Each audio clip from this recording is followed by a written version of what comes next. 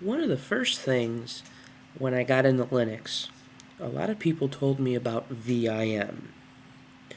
And I tried it, and it was just horrible. It didn't work the way I liked it.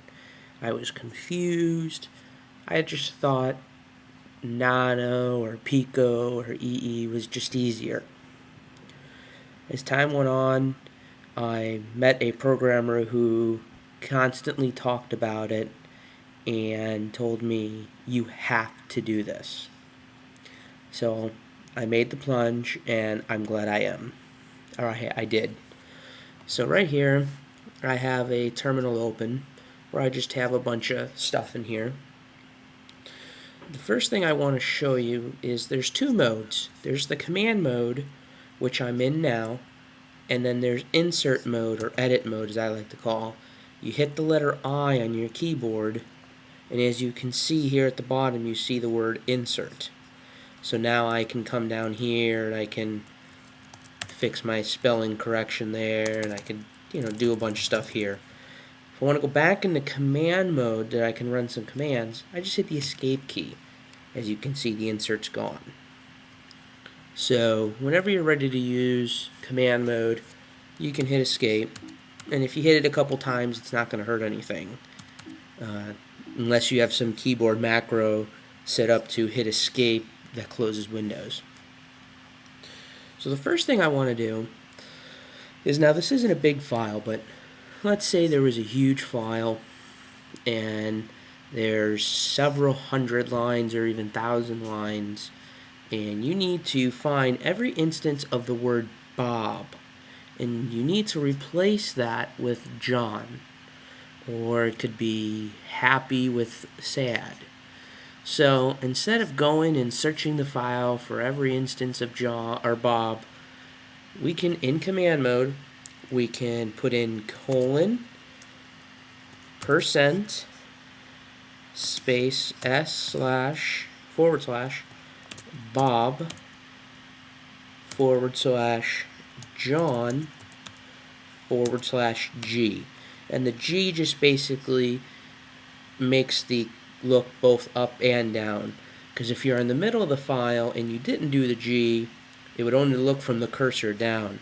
So that G makes it go back up to look in there. So we hit enter. As you can see, Bob was changed with John. Now one of the cool thing here, or things you need to be aware of, did you notice here I have this word file : John. It's all stuck together, but it still replaced that instance. So you have to be careful with that. So it can also backfire. So if you had Bobby, it would replace that. So this doesn't always work that proper way. Now there are other ways you can fix that, but that's for a different tutorial. So now, let's say you are looking for the word happy. You want to find every instance of it. So in command mode, we would want to, before I do that, do you notice here 3 substitutions on 3 lines? So whenever you do the find and replace, it'll tell you how many times it changed it and if it was on multiple lines. So let's go back to trying to find all the instances of happy. So to do that, you just, once you're in command mode, you do / happy. Now it finds the next instance of it.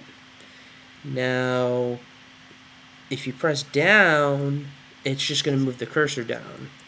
So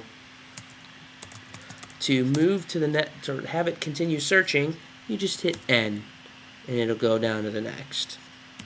And if you hit N again, it'll go back to its first example, but if you notice here at the bottom, it told you it hit the bottom and it's continuing back up.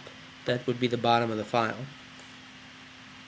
So now, let's say you want to search for 2 words, like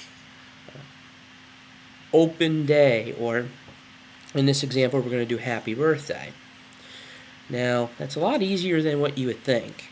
We're just going to do / happy space / birthday. Hit enter, it found it. If I hit next, you notice it doesn't find any more instances of it. So it's not gonna say, hey, wait, here's birthday and here's happy. It's not going to do that. It's not concerned with that.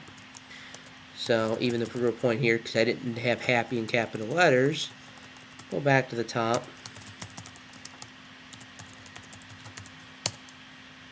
Enter, then hit N, finds no other instance of it. Because it sees the two words there, it will tell you that there's only one instance of it. Now, of course, if I did this, it'll also find it because it'll just see that happy. But now you also notice something, is it doesn't find the lowercase version of happy, it only shows the one with the capital H. So your search is case sensitive. So let's, one of the last things I want to show you here is, let's say you're working with a big file, several hundred or several thousand lines of code. You open it up and you're at line 1, and you want to get to, let's say in this example, let's get to line 10. Now, of course, in the smaller file, I could just go down like this, or I can do :10. That'll take me to line 10. So if you know what line number, if let's say you're doing some HTML editing or PHP edit or graphic editing, and you see an error that there's a error on line 193, you can open up VIM and do :193, and it'll take you right to that line. So one of the other things I had trouble with was, I'm done with this file. Now, how do I save it? Or what happens if I need to quit, but I don't need to make changes? So one of the first things you can do, or to quit without saving, you do :Q!! So the Q stands for quit, and the exclamation mark says I don't want to save. So if I go like this, you'll get this error, no write since last changes, add an exclamation mark to override. So we're going to hit escape. Let's say you wanted to write the file. You would do :W, and that would save the file. Now the file name would be saved as whenever you entered, which I didn't show you how to do, so maybe at the end I'll show you how I entered this line here. So let's say you wanted to, because with write, it'll just write and you'll still be in the file. But let's say you were done and you wanted to write and quit. You do WQ. So write, quit. Now, one of the things you might be asking is, what if I do QW?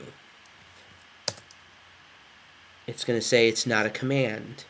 It's not a command because if you quit, it destroys what you've done and you can't save what you did. So you got to think of the commands working from left to right. You have to quit or write and then quit, not quit and write.